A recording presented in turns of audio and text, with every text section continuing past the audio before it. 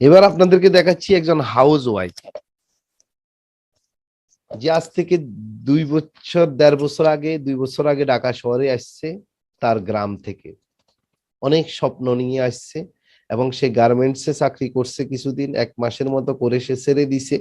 এরপরে সে রিএকশনটা পাইছে, কারো না কারো মাধ্যমে সে দাওয়াত পেয়ে রিএকশনে জয়েন করছে। কুয়েত থেকে এক ভাই তাকে রিএকশনের দাওয়াত দিছে ফেসবুকে, এবং সে যুক্ত হয়েছে।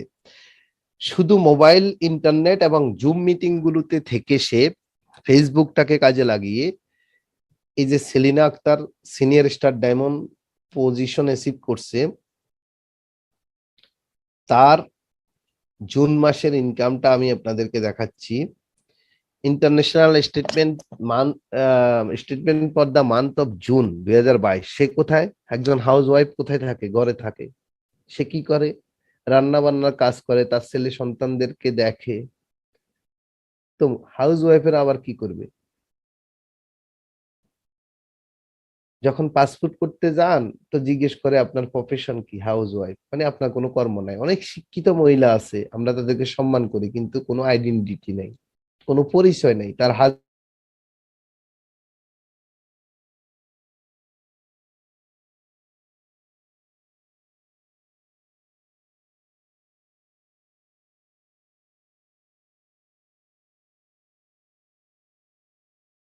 এসে সে তার হাজবেন্ড বা পরিবারের ইনকাম তো আছেই, সেই ইনকামের উপর সে ডিপেন্ডেন্ট না হয়ে তার নিজস্ব একটা পপুলারিটি বা আইডেন্টিটি সে খুঁজে তৈরি করছে, বের করছে।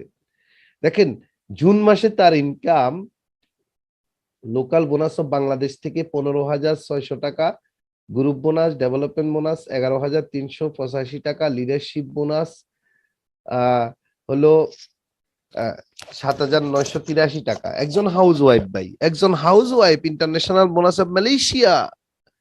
ওই মালয়েশিয়া, যেখানে যেতে হলে পাসপোর্ট লাগে, ভিসা লাগে, তারপরে ওখানে গিয়ে কাজ করে মালয়েশিয়ান রিঙ্গিট ইনকাম করতে হয়। সেটা একজন পুরুষের পক্ষে অনেক টাফ, ইনভেস্ট করে ভিসা নিয়ে যেতে হয়। একজন মহিলা, একজন হাউস ওয়াইফ, সে মালয়েশিয়া যাবে কিভাবে ভাই? বাট আমাদের সিস্টেম এসে মালয়েশিয়া থেকে ইনকাম করছে 216 রিঙ্গিট, 143 রিঙ্গিট। টোটাল কত হলো? ডেভেলপমেন্ট বোনাস এবং গ্রুপ বোনাস মিলিয়ে 200, 300, 343-এর সাথে 360, লিডারশিপ বোনাস হয়েছে 40, প্রায় 300 রিঙ্গিট।